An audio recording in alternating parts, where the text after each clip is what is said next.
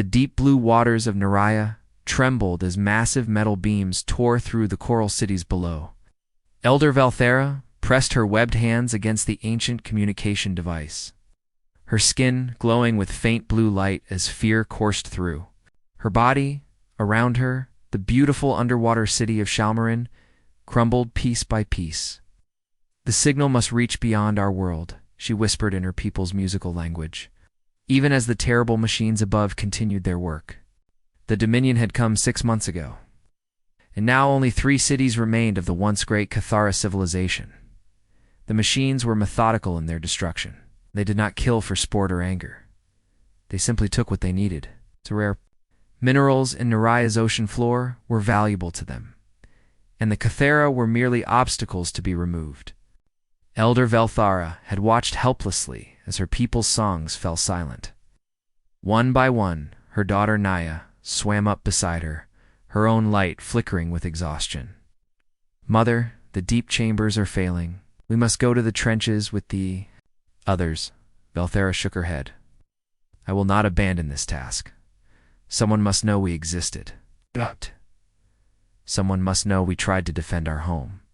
The communication device was older than memory, built by the first Cathara, who had looked up at the stars and wondered if others swam in distant oceans. It had never been used for such a purpose before, but desperate times called for desperate measures. Valthara began the transmission, pouring everything she knew into the signal. She included mathematical formulas that showed her people's intelligence, star charts that marked their home, and most importantly, detailed information about the Dominion's machines and their weaknesses. If someone out there received this message, perhaps they could succeed where the Cathara had failed. The signal traveled through space at the speed of light, carrying with it the hopes and fears of a dying species. It was weak, barely stronger than background radiation, but it contained something the cosmos had never heard before, the dying song of an entire civilization, 40-7 light-years away. On the planet Earth, Dr. Kim Hanna sat in her small office. At the sole deep space monitoring station, the night shift was usually quiet, with only the gentle hum of computers and the occasional satellite transmission to keep her company. She had been working as a xenolinguist for 12 years, always hoping to detect signs of intelligent life beyond Earth. Most nights brought nothing but disappointment. Radio waves from distant pulsars, electromagnetic noise from solar flares, and the endless chatter of human communications filled the receivers. But tonight felt different. At 3:47 a.m. local time, something caught her attention, hidden in the static. Between frequencies, she detected a pattern that made her heart race. It was too complex to be natural, too structured to be random. Her hands trembled as she isolated the signal and began running it through her analysis programs. "Computer, begin harmonic analysis on frequency 847.3, she commanded, her voice barely above a whisper. The translation matrix came alive, displaying wave patterns and mathematical sequences that made Hannah's breath catch in her throat. This was not just intelligent, it was desperate. The signal contained layers upon layers of information, all wrapped in what could only be described as pure emotion. As the hours passed, Hannah worked frantically to decode the message. She discovered star charts that showed the location of a distant solar system, technical diagrams of unknown machines, and most disturbing of all, what appeared to be tactical information about some kind of war. The mathematical sequences were elegant and complex, showing a deep understanding of physics and engineering. But woven throughout the technical data was something else, a melody of sorts, a rhythm that spoke of loss and desperation. By dawn, Hannah had managed to translate enough of the signal to understand its basic meaning. It was a distress call, a final message from a dying civilization. The beings who sent it called themselves the Cathara, and they were facing extinction at the hands of something called the Dominion. Her colleague, Dr. Park Jun, arrived with the morning coffee to find Hannah still at her station, tears streaming down her face as she continued to work on the translation. "Hannah, you look terrible. Have you been here all night?" June set down the coffee and looked at her computer screen. What is all this? She looked up at him, her eyes red from exhaustion and emotion. June, I think I had just received a message from aliens, and they're dying. Park Jun stared at the screen, trying to process what his colleague was telling him. You sure? I mean, really sure. Hannah nodded, pointing to the wave patterns on her display. Look at this mathematical sequence. It's a prime number series, but arranged in a pattern that shows emotional distress. Here, these technical diagrams show machines that are destroying their world. This isn't random cosmic noise, June. This is a cry for help. As the sun rose over Seoul, two human scientists sat in stunned silence, staring at the last message of a civilization that had died, hoping someone would hear their final song. Dr. Kim Hannah stood before the largest gathering of world leaders she had ever seen. The emergency session of the United Earth Defense Council had been called within 12 hours of her discovery. And now, representatives from every major nation sat in the circular chamber, their faces grave as they listened to her presentation. The translation is complete, Hannah said, her voice steady despite her exhaustion. The Cathara were a peaceful aquatic species. They lived in underwater cities on a planet called Naria, 47 light-years from Earth. 6 months ago, they were attacked by machines called the Dominion. She pressed a button, and holographic images filled the air above the council table. The images showed beautiful coral cities, graceful beings with webbed hands and glowing skin, and then the terrible machines that had destroyed them. The Cathara included everything in their final message, Hannah continued.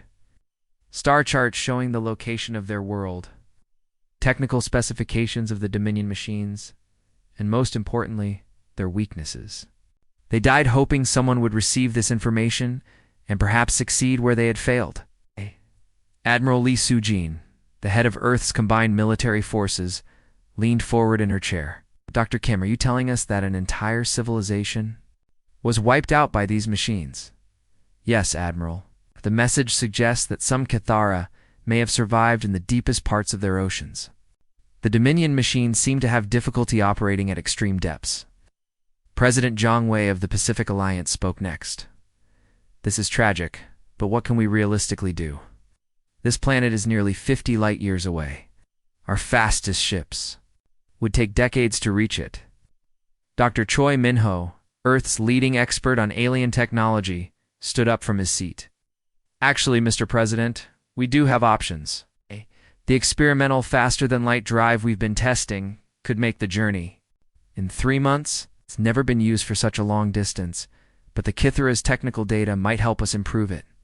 The room buzzed with quiet conversations as the implications became clear. Captain Nam Dae-yoon, Admiral Lee's chief of staff, pulled up military readiness reports on her tablet. Admiral, we could retrofit our entire fleet with the new EMP weapons and quantum disruption technology. According to the Cathara data, the Dominion machines are vulnerable to electromagnetic interference. We've been developing similar weapons for years. Admiral Lee studied the information carefully. Captain, how long would it take to prepare a fleet? 3 months, ma'am. We need to convert civilian ships as well, but it's possible. The real question is whether we should risk our forces for a species we've never met. The chamber fell silent. Finally, Dr. Park Jun, who had been quietly translating more of the Cathara message, spoke up. There's something else in the transmission. A personal message from the elder who sent it. He activated the translation system, and a haunting melody filled the room. Even through the mechanical translation, the emotion was unmistakable. To whoever hears this song, the translated voice began, "Know that we lived. Know that we loved our world and each other. Know that we tried to defend what was beautiful and good. If you have the power to stop the machines, please remember us. Not let our silence be the end of all song." The melody faded, leaving the council chamber in profound quiet. Many of the representatives wiped tears from their eyes. The message had touched something deep in the human spirit. President Zhang spoke again, his voice softer now. We've never had contact with alien life before. This would be our first act as a spacefaring civilization. What kind of species do we want to be? The kind that answers when someone cries for help, said Admiral Lee firmly. Even if they're 47 light-years away. The debate that followed was intense, but brief. Earth's military leaders outlined the risks and challenges. The journey was dangerous, the enemy was unknown, and there was no guarantee of success. But the emotional weight of the Cathara's final message had shifted something in the room. Commander Kang Tae-ho, who had been silent throughout the meeting, finally spoke. My grandmother used to tell me that the measure of a person isn't how they treat their friends, but how they treat strangers in need. Maybe the same is true for entire civilizations. The vote was unanimous. Operation Thunderclap was approved. Within hours, military bases across Earth buzzed with activity. Engineers worked around the clock to retrofit warships with experimental weapons. Civilian cargo vessels were converted into support ships. Volunteers from every nation signed up for the mission, knowing they might never return home. Dr. Hannah found herself appointed as the fleet's chief communications officer. She packed her belongings. Park Jun approached her with a worried expression. Hannah, are you sure about this? We're talking about traveling to another solar system to fight machines we don't understand. She looked at him, remembering the haunting melody of the Cathara's final song. June they died, believing someone might hear their cry for help. Indeed. Heard it. Now we have to choose what kind of species we want to be. Are we the kind that turns away when someone needs help? Or are we the kind that travels across the galaxy to answer a cry in the dark? 3 months later, the largest fleet in human history departed Earth, carrying with them the hopes of 2 species, one living, one nearly extinct. The converted cargo ship Bison's Pride shook violently as Chief Engineer Han Woo-jin made another adjustment to the experimental weapons systems. The ship had been a peaceful freight hauler just 3 months ago, carrying electronics and machinery between Earth's colonies. Now it bristled with hastily installed railguns and quantum disruptors. The power coupling is holding, but barely, reported Lieutenant Oh Se-jin from her station. Sweat dripped from her forehead as she monitored the energy readings. These weapons were never designed for a cargo ship. Woo-jin wiped grease from his hands with an old rag. They don't need to be perfect. They just need to work long enough to help the Cathara. Around them, civilian volunteers worked alongside military personnel, all united by the same impossible mission. Former merchant, sailors learned to operate missile systems. Tired engineers rebuilt fusion reactors to power alien-inspired weapons. Teachers and doctors trained to become medics and communication specialists. The fleet had been traveling for 2 months now, and the strain was beginning to show. 47 light-years was farther than any human had ever traveled, and the experimental faster than light divers pushed their ships to the very limits of their technology. In the command ship Seoul's Thunder, Admiral Lee Soo-jin reviewed the daily reports from her captains. 3 ships had suffered major system failures. 2 others had been forced to reduce speed due to engine problems. But somehow, the fleet stayed together. Admiral, we're receiving the daily cultural briefing from Dr. Yoon, announced Communications Officer Kim Da-Young. Dr. Yoon Hae-jin appeared on the main screen, her face tired but determined. She had spent the entire journey studying every fragment of Cathara civilization contained in their final transmission. Cathara called their world Song of Deep Waters. She began displaying images of the beautiful underwater cities. Their entire culture was built around harmony. They had no concept of war before the Dominion arrived. Their art, their music, their architecture, everything was designed to work with the natural flow of their ocean currents. She showed recordings of Cathara songs translated into human language. The melodies spoke of coral gardens that stretched, 4 miles of deep-sea creatures that sang in the darkness, of children learning to swim before they could walk. They were poets and scientists, artists and engineers, Dr. Yoon continued. They had been studying the stars for thousands of years, but they never developed weapons. Why would they? Their world was perfect. Admiral Lee felt a heavy weight in her chest, and now they're silent. Not completely, said Captain Song Hae-young, who was monitoring the long-range sensors. I'm still picking up faint biosignatures from the deepest ocean trenches. Some of them survived, Admiral. They're hiding in the places too deep for the Dominion machines to reach. The bridge fell silent as everyone absorbed this information. Somewhere in the dark depths of an alien ocean, the last Cathara waited, not knowing that help was coming. "How much longer until we reach Naria?" asked the Admiral. 2 weeks, replied Navigator Park Minjun. "But Admiral, we're detecting massive electromagnetic disturbances in the system. The Dominion is still there, still harvesting." For the following days, the fleet prepared for battle. Weapons specialists ran constant drills, testing and retesting the experimental EMP systems. The quantum disruptors, based on Cathara technology, had never been used in real combat. No one knew if they would work against the Dominion's advanced machines. Dr. Kim Hanna spent her time in the communications center, trying to establish contact with any surviving Cathara. The signals were weak and filled with static, but sometimes she caught fragments of their musical language drifting up from the deep trenches. "They're afraid," she told Admiral Lee during one of their daily briefings. "The few signals I can translate speak of hiding, of staying quiet so the machines won't find them. They don't know we're coming." "Maybe that's for the best," replied the Admiral. "If they knew, they might try to help, and that could expose them to the Dominion." Lieutenant Commander Lim Jae-wook, the fleet's computer specialist, had been working on something else entirely. He had been studying the Dominion's machine language, trying to understand how their collective intelligence worked. "Admiral, I think I've found a weakness," he announced during a strategy meeting. "The Dominion machines share information through a quantum network. If we can inject a virus into that network, we might be able to turn their own ships against each other." "Is that possible?" asked Admiral Lee. "The Cathara gave us detailed information about their computer systems. It's risky, but it might work. I'll need to get close to one of their command ships to upload the virus." As the fleet drew closer to Naria, the tension grew. Long range sensors showed the devastation clearly now. The once blue planet was scarred with brown patches where the Dominion had strip-mined the ocean floor. Massive industrial ships orbited the world, continuing their methodical destruction. "They're not just taking resources," observed Dr. Yoon, studying the sensor data. "They're taking everything. The water, the minerals, even the atmosphere. When they're done, Naria will be a dead rock." Captain Shin Min-jin, commander of the destroyer Incheon's Fury, checked his weapon systems one final time. His crew was a mix of career, military, and civilian volunteers, all trained in the past few months for this moment.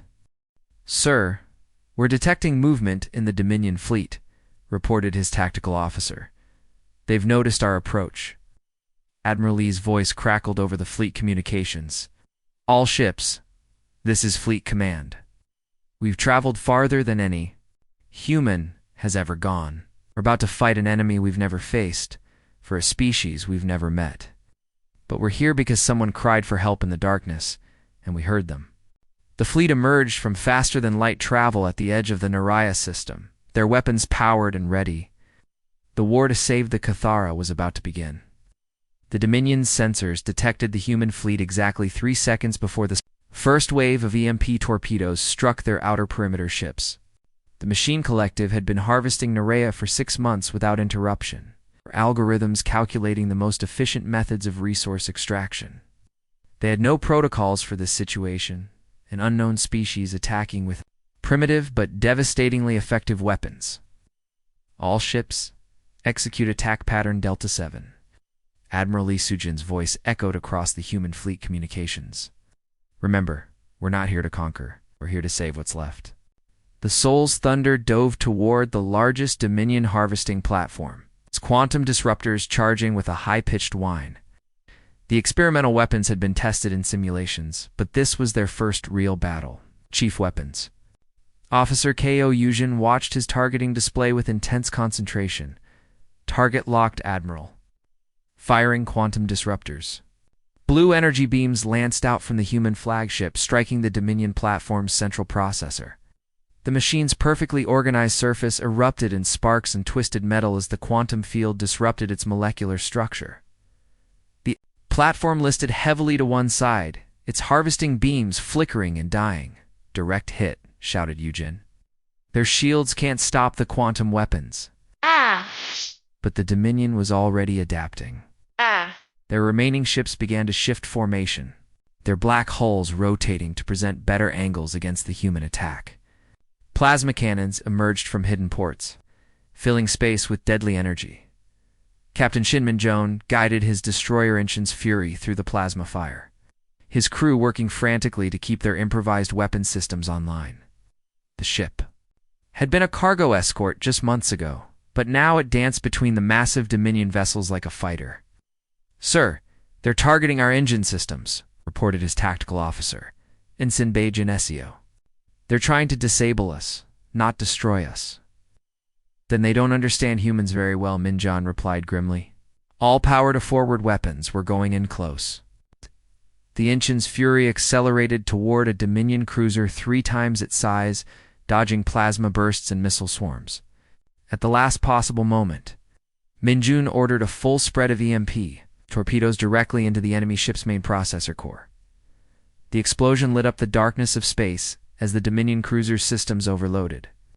But instead of being destroyed, the machine ship began to change. Its hull plates shifted and reformed, trying to repair the damage. "They're self-repairing," shouted Ensign Bei. The EMP only slowed them down.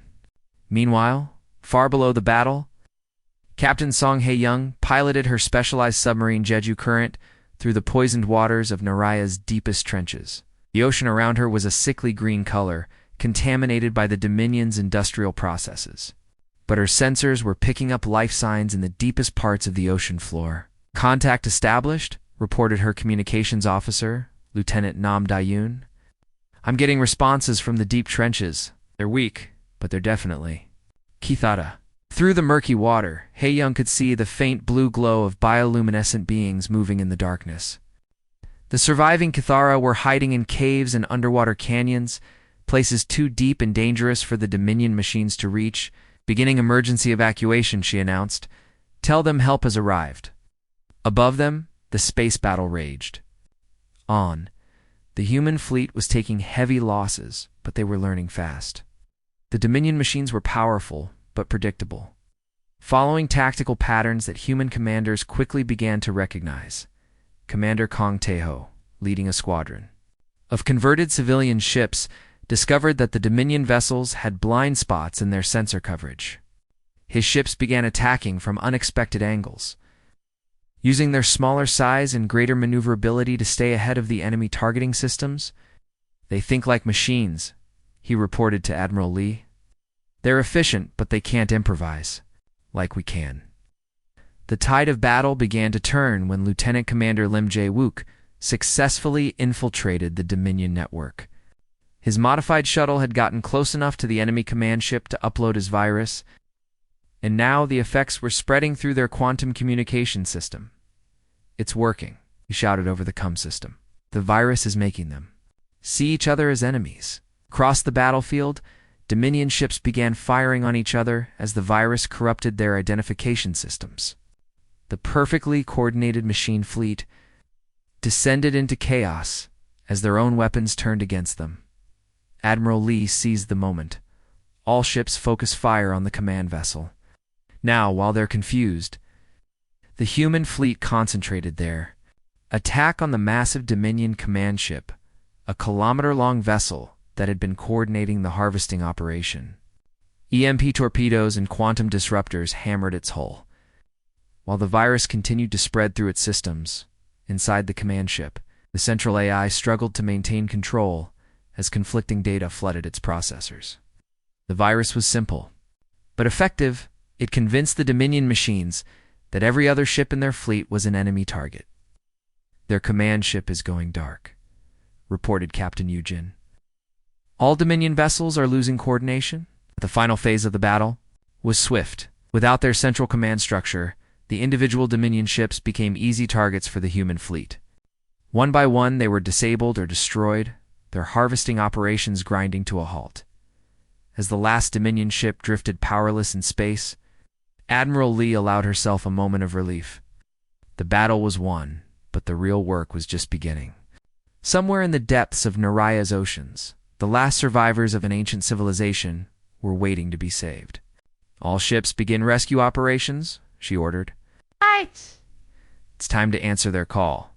3 months after the battle, the first joint human Cathara research station floated peacefully in Naria's slowly healing waters.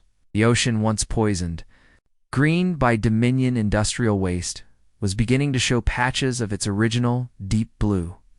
Schools of native fish swam cautiously between the human vessels and Cathara habitats, as if testing whether it was safe to return. Dr. Kim Hanna stood on the observation deck of the research station, watching human marine biologists work alongside Cathara scientists to restore the damaged coral reefs. The sight still amazed her. Beings from two different worlds, is separated by 47 light-years, working together to heal what had been broken. The Cathara were not what she had expected. Elder Velthara, the one who had sent the original distress signal, moved through the water with surprising grace, despite her age and injuries. Her skin bore scars from the Dominion attack, but her bioluminescent patches still glowed with soft blue light when she was pleased or excited. "The new coral growth is exceeding our projections," reported Dr. Park Jun, who had become the station's chief biologist.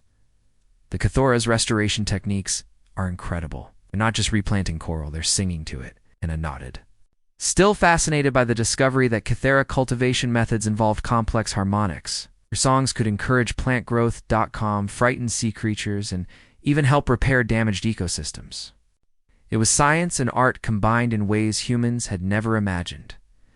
Elder Velthara approached through the water, her movements creating small currents that the translation system converted into speech. "Dr. Hanna, we must speak of the great question that troubles our hearts." "What question is that, Elder?" "Your species traveled impossible distances to answer our cry for help. You risked your ships, your lives, your future, all for strangers you had never met. We have studied your culture through your databases, but we still cannot understand. Why did you come?" Hannah turned to face the alien elder, her reflection shimmering in the station's reinforced windows. It was a question she had been asked many times in the past months, by reporters, by government officials, by her own family. But somehow, when asked by one of the beings they had saved, the answer felt different, because someone was crying in. "The dark, and we heard you," she said simply. "That's what we do. When someone needs help, we help." The Cathara's bioluminescent patches pulsed in slow, rhythmic patterns that the translation system interpreted as deep thought. "Your species has many wars, much conflict among yourselves. Yet you came together to save us. This is difficult for us to understand." Dr. Yoonhai Jin, who had been working nearby, swam over to join the conversation. "Elder, we may fight among ourselves sometimes, but we're still human. When faced with something truly evil, something that destroys innocent life, we unite. The Dominion represented everything we hate: mindless destruction, the extinction of beauty, the silencing of voices, and you could not tolerate such a thing," the elder said, her patterns shifting to what they had learned was curiosity mixed with admiration. "No," Hannah replied, "we could not." Their conversation was interrupted by an urgent communication from Admiral Lee Soo-jin, who was aboard the fleet flagship orbiting Naria. "All stations, this is Fleet Command. We've received multiple distress signals from across the galaxy. The Dominion has been very busy." The mood in the research station shifted immediately. Through the water, Hannah could see other Cathara gathering, their lights flickering with concern. The translation system carried fragments of their rapid conversation, words about other worlds, other species, other songs that might be silenced forever. "How many signals, Admiral?" asked Dr. Park, activating the station's communication array. 17 confirmed, with more coming in every hour. "It appears our battle here was just the beginning. The Dominion has been systematically harvesting worlds across this entire region of the galaxy." Elder Velthara's patterns became urgent, almost frantic. "The singers of the crystal depths, they live 3 star jumps from here. Their last message spoke of metal ships in their sky. And the cloud dancers of the 4th sun, we have not heard their greetings in many cycles." "We need to help them," said Captain Song Hae-young, who had been coordinating the underwater rescue operations, "just like we helped the Cathara." "The fleet is already preparing for departure," Admiral Lee's voice continued, "but we'll need Cathara assistance. Your knowledge of local species and star systems could be invaluable." "Of course," Elder Velthara replied without hesitation. "You answered our cry. Now we will help you answer theirs. As the research station buzzed with activity, Hannah found herself thinking about the chain of events that had brought them here. It had started with a signal in the night, a cry for help from across the void. Now it was becoming something much larger, a coalition of species, united against those who would destroy what was beautiful and good. "Dr. Hannah," said Lieutenant Commander Lim Jae-wook, who had been monitoring the Galactic Communications Network, "I'm picking up something interesting. Our battle here, our rescue of the Cathara, it's being broadcast across the galaxy. Other species are hearing about what we did." "What kind of response are we getting?" Hopi replied simply. "We're getting hope. The species that had given up, that thought they were alone against the Dominion, they're starting to believe again." Above, the Earth's response began broadcasting across the stars, carried by willing voices from a dozen different worlds. It was not a message of war or conquest, but something far more powerful, a promise that no cry for help would go unanswered, that no voice singing in the darkness would be silenced while humans drew breath. The galaxy was about to learn. What happened when humanity heard someone crying for help?